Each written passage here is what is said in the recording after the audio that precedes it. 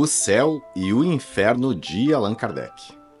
O que a doutrina espírita realmente ensina sobre a vida após a morte? Você já ouviu falar que após a morte, as almas vão para o céu ou para o inferno. Mas o que isso realmente significa? Será que o Espiritismo acredita nessa visão tradicional de paraíso e condenação eterna? No vídeo de hoje, nós vamos mergulhar juntos no conteúdo de uma das obras mais impactantes da codificação espírita, O Céu e o Inferno, de Allan Kardec. Publicado em 1865, esse livro traz uma das mais profundas análises sobre a justiça divina, o destino das almas e a vida após a morte sob a luz da razão e da fé. Mais do que teorias, ele nos apresenta relatos reais de espíritos que retornaram para contar como foi o despertar no plano espiritual. Se você deseja entender o que acontece com o espírito após a morte, de acordo com a doutrina espírita, esse vídeo é para você. Respira fundo e vamos lá!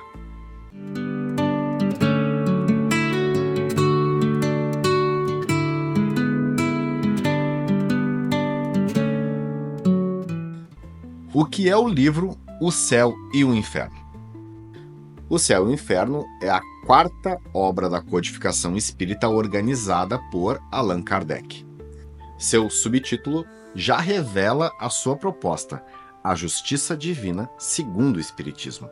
A obra é dividida em duas grandes partes. A primeira parte, de caráter teórico e doutrinário, traz uma análise filosófica e espiritual sobre os conceitos tradicionais de céu, inferno, penas eternas, anjos, demônios e o julgamento final.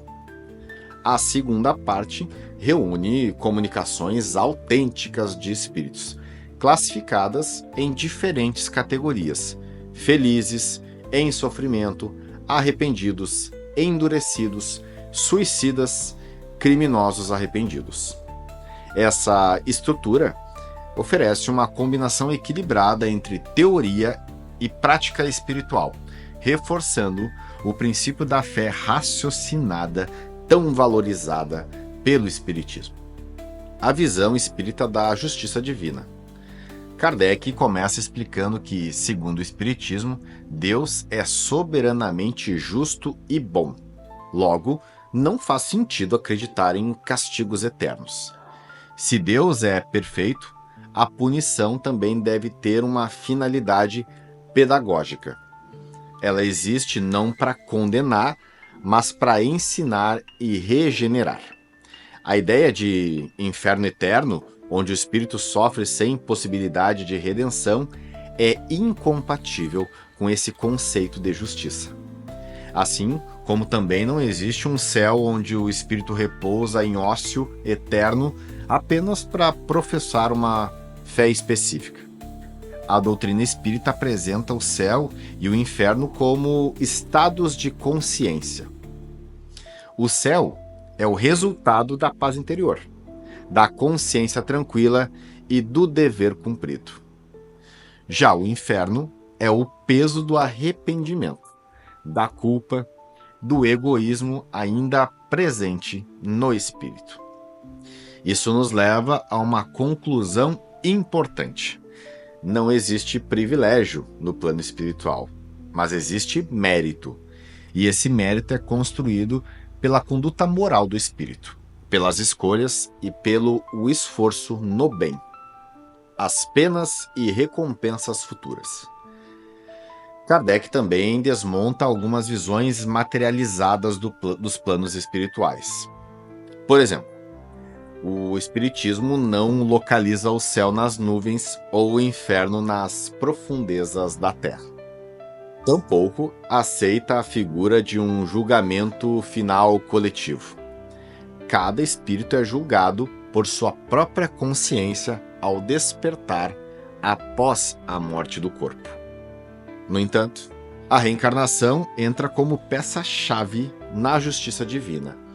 É por meio dela que o espírito tem novas oportunidades de aprendizado, reparação e crescimento. Portanto, ninguém está condenado para sempre. Mesmo o espírito mais endurecido terá um dia a chance de recomeçar. A segunda parte do livro, os relatos dos espíritos.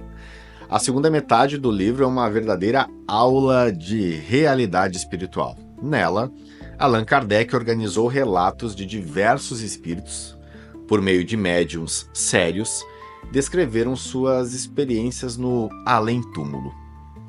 Esses relatos foram agrupados em 6 categorias principais. Primeiro, espíritos felizes, seres que viveram com retidão, humildade e amor ao próximo. Após a morte, sentem leveza, paz e plenitude. O segundo grupo são os espíritos sofredores, desencarnados que despertam confusos, presos a dores emocionais, ressentimentos ou apegos materiais. O terceiro grupo são os espíritos arrependidos, aqueles que reconhecem seus erros e desejam se regenerar, buscando uma nova oportunidade reencarnatória. O quarto grupo são os espíritos endurecidos, ainda presos ao orgulho, à revolta e ao ódio. Rejeitam a ajuda e permanecem voluntariamente afastados da luz. O quinto grupo são os suicidas, relatos comoventes de espíritos que abreviaram a própria vida e enfrentam consequências dolorosas, não por punição, mas pelas leis naturais do espírito. E o sexto grupo são os criminosos arrependidos, espíritos que cometeram graves erros, mas já iniciaram um processo de arrependimento sincero. Esses testemunhos são valiosos porque mostram que a morte não transforma ninguém automaticamente. O espírito continua sendo o que é. O que muda é o ambiente e a dimensão. E esses exemplos não servem para assustar, servem para esclarecer, orientar e inspirar uma transformação, aplicando esse conhecimento na vida diária. Com tudo isso em mente, fica o questionamento: o que estamos fazendo com o nosso presente? A doutrina espírita nos mostra que a vida é uma grande escola da alma. Cada gesto de bondade, cada esforço para perdoar, cada pequena superação é um passo rumo ao nosso céu interior. E, ao mesmo tempo, cada vez que alimentamos orgulho, raiva, vingança ou egoísmo, criamos em nós uma realidade dolorosa que poderá nos acompanhar após a morte. O Espiritismo não impõe crenças, ele propõe reflexões. Nos oferece ferramentas para construir um futuro espiritual mais sereno, começando agora. O Céu e o Inferno é uma obra que liberta. Ele nos convida a viver com mais consciência, mais responsabilidade e mais amor. Ela mostra que o destino do espírito não está na mão dos outros, mas em nossas próprias mãos.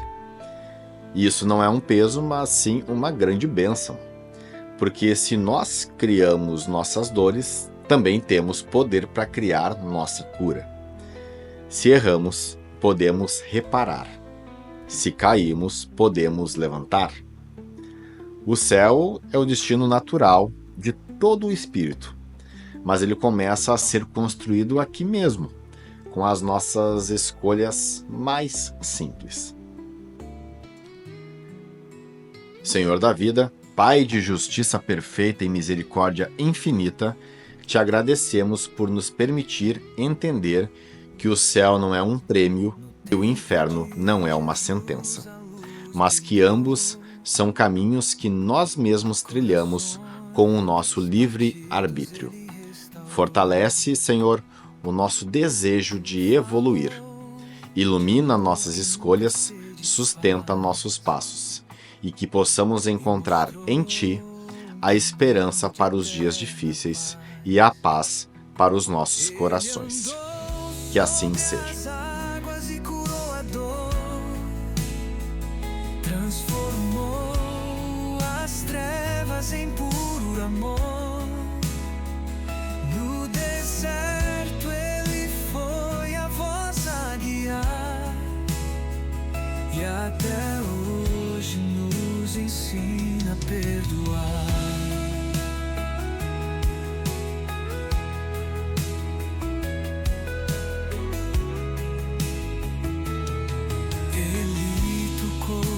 Cego e fez enxergar, com palavras doces fez o mundo escutar. Aos humildes deu esperança e abrigo, com cada ato nos chamou de amigo. Ele andou sobre as águas e curou a dor, transformou as trevas em puro amor. No deserto ele foi a voz a guiar, e até hoje nos ensina a perdoar.